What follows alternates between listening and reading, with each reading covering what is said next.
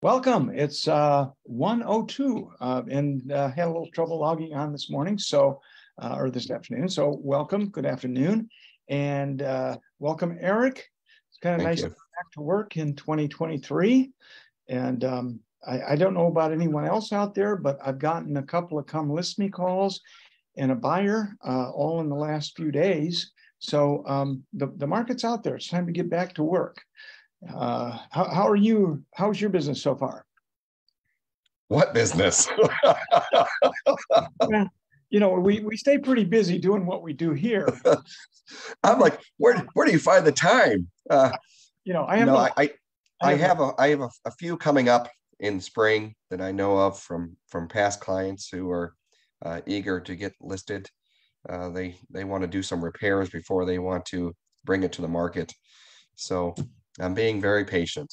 Well, we have to do that in our businesses, that's for sure. So let's talk a little bit before we get into the issue for today, the topic for today, which is discrimination. Let's talk about Con Ed. How are we doing on Con Ed? Yeah, we're coming along. Yeah. We're lining up speakers, and we should be filming. We're hopefully, our goal is to try to have it completed by end of month. Then for editing, and then to be able to launch within the next month or two. A month and a half, I'm kind of hoping, but we are, I know that one segment has already been recorded. I'm going into a session on the 23rd to record my portion of it. I know that Tracy is doing her portion with the second half of it, and I know that you're working on getting yours scheduled. So folks, we're working on it. It's going to be, it will be out early, I think, this year, not into the spring. So one of the other questions that we get every now and then is a question about discrimination. And I thought it might be a good idea to talk about discrimination, what it is and what it isn't. So one of the questions we got was in regard to a program in a particular area that was had an income ceiling. It was designed for low income housing. And on the questionnaire that they provided on the application, there was information about putting in date of birth of members of the household and putting in income amounts so that the organization who was running this program could identify who these people were and whether or not they exceeded the household income amount. They were also looking for the relationship status. So my question to you, Eric, is why or why not was that discrimination? Well, it would not be discrimination. Again, these federal programs that are out there, they have to meet certain criteria.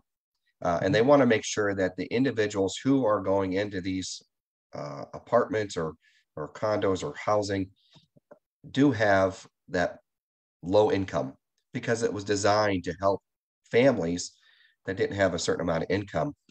And what they end up doing typically is ensuring, one, who's living there, how are they related, and if anyone's over 18 that's living on the premises, they end up counting that income because it ends up being considered housing income for that location, for that particular unit. So if you have an older, let's say an 18-year-old living with you and they're making money, well, guess what? That's going to get captured in the formula for them to determine whether that family is eligible for this low income housing. So it's not discriminatory. It's just the practice to ensure that those who have low income can find affordable housing. So if they meet the criteria. Meet the criteria or don't exceed or don't exceed income criteria in this particular case. So in Michigan, one of the criteria for discrimination, and I also want to point out that discrimination, the word discrimination applies well beyond fair housing or employment discrimination, any of that sort of stuff. And there are certain things that are legally issues that you can discriminate on. For example, if I don't want to sell my house to someone who wears a blue shirt, I can do that. There's right. No, if I don't want to sell my house to a person named Don, I'm not selling. I'm offended, but But anyway, being offended is okay. You just can't discriminate. But Don is not a protected class. People who wear blue shirts are not a protected class. People who are over 6'5" are not a protected class. You can make certain issues that are, you can make certain criteria that are, you can discriminate on legally. However, let's go back to this particular example. This program is designed, as you say, for households under a certain cap, and anyone living in that household, regardless of their relationship, would be included, provided the income is from someone who is 18 or more years old. Okay, so if you're going to buy a house with your grandparent and your two kids who are 18 and 19 years old, all of that household income would apply, right? Yeah. Guess what doesn't apply?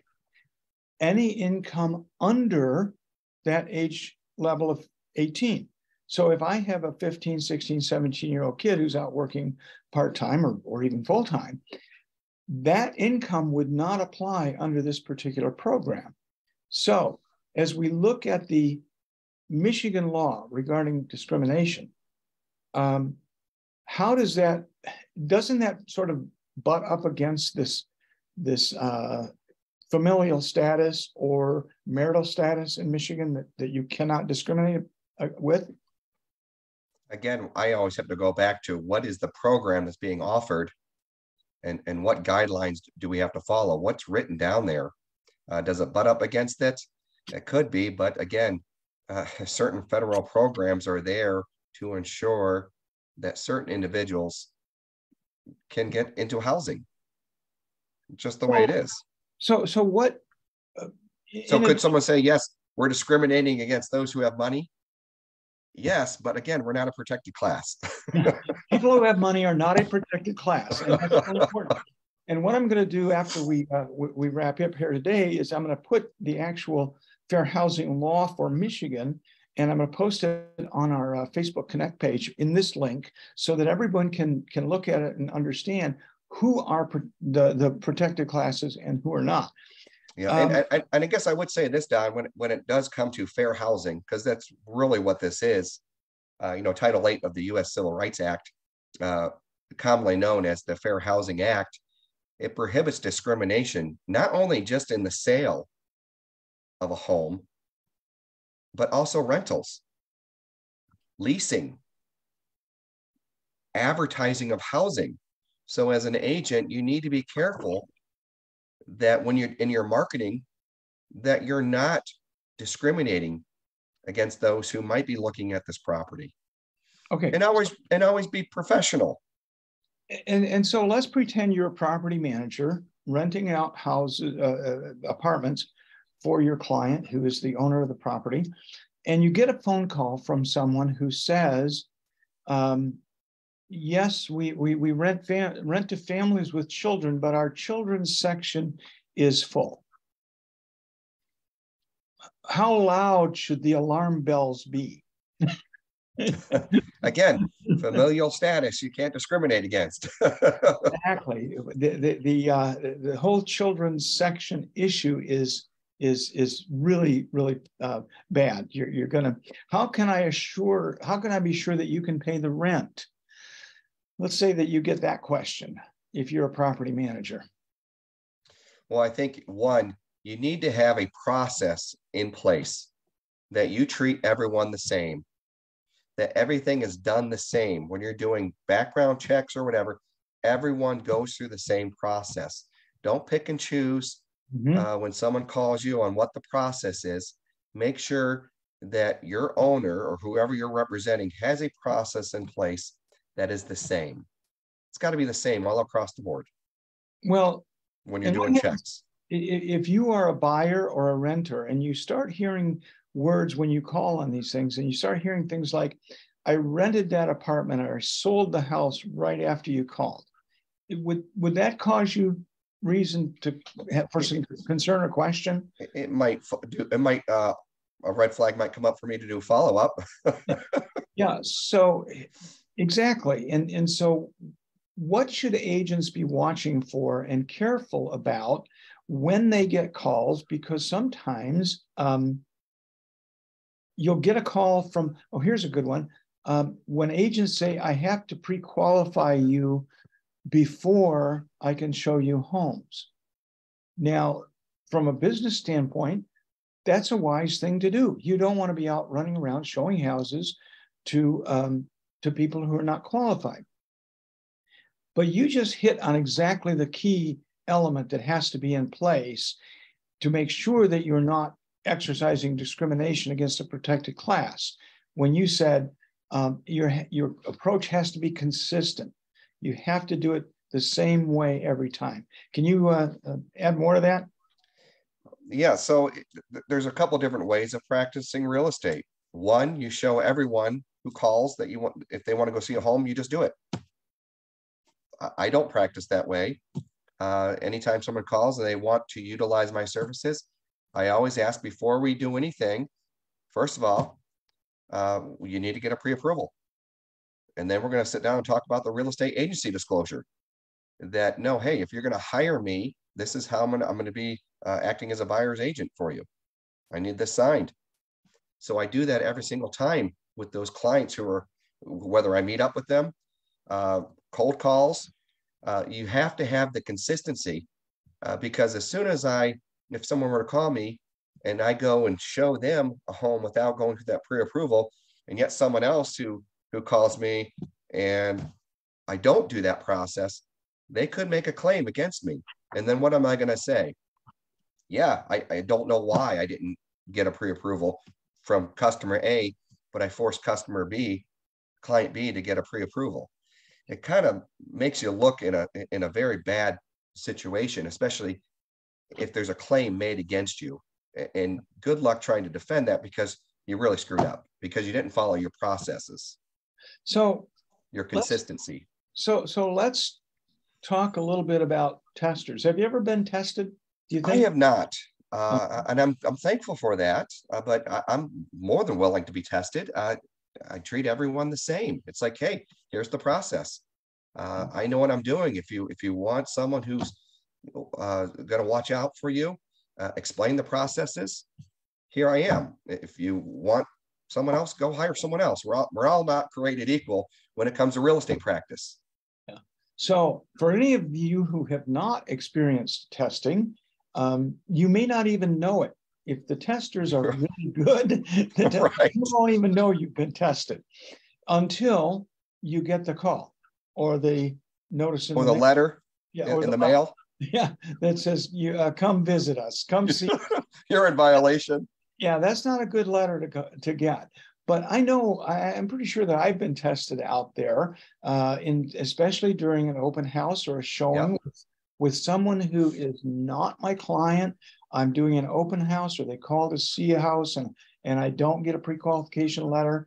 I do for partly that reason. I want to make sure that whoever I am working with is committed to me. That's my own decision about whether or not I'm going to get up out of my chair, get in my car and drive somewhere and put in the effort to show a house. I want to know that buyer is going to buy from me, and I'm just not off on a wild goose chase. Some agents are okay with that, but again, you have to be consistent, just as you pointed out. So you're doing an open house. Let's set the scene a little bit. You're doing an open house. And what happens when let's say a couple walks in? What could be a hint that they might be a fair housing tester? Any red flags that you might think about? Normally, they're going to be asking questions that normally the basic public wouldn't be asking. You can always tell. I mean, there's something just different with the way that you are asked questions. I can promise you that. Mm-hmm.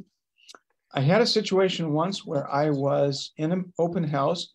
Buyer walked in and started to ask me a bunch of questions and said that they wanted to write an offer using me as the listing agent or using me as a dual agent, essentially. And they said, they started down that road. And I said, wait a minute, before you go any further, I need to disclose to you that I am working as a seller's agent. I am their real estate agent, and my fiduciary duty is to them. If you'd like to buy the house, now, personally, I make a decision to stay in the seller's position always. So if you want to buy the house, I'll be happy to write it up for you. And behind these folks was standing a woman who was, I don't know what her age, but she was a little, like, could have been one of the parents. And she started to smile. And I thought, well, that's a bit strange. And before you know it, she stepped forward and she said, I just wanted you to know that I am a licensed realtor in another market. I think it was Detroit, maybe. And she said, you're the first agent, we walked into an open house, first agent who has actually done the disclosure regarding agency relationships when you first met them before they started giving you a bunch of information. And she said, and ultimately they did buy. I did stay in the seller's position. I did double dip the transaction. But there's a situation, for example, where a young couple might walk in a door, or an elderly couple, or a same-sex couple, or whatever you want to, whatever combination, interracial couple, whatever it is, you may have, they may be looking for biases that realtor has who is holding the open house, and they will pick up on it. So I think your message is be consistent, regardless of who it is that's walking through the door. Be consistent. And always be professional. Just follow your training. You know about disclosures. You know about who you represent. Then it's okay to let everyone know, hey, I represent the seller here. I'd be happy to answer any questions that you have, but please understand, I'm representing the seller. Okay. Any other thoughts on discrimination issues before we wrap up today? Hopefully that was a little bit helpful.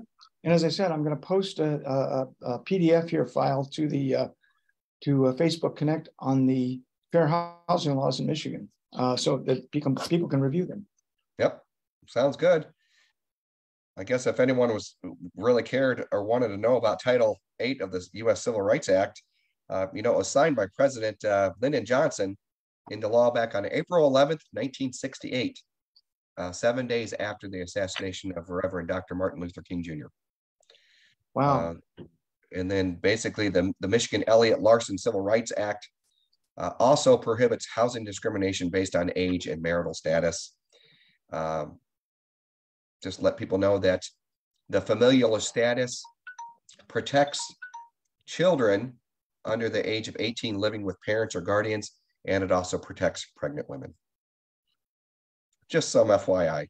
Hey, that's all important information, and I think we actually should post a link to Title 8 as well as the Elliott Larson Act in this link today, or in this thread today. So, Eric, thanks for joining as always. Thank you, Don. And we will see you next week. Sounds good. Take care.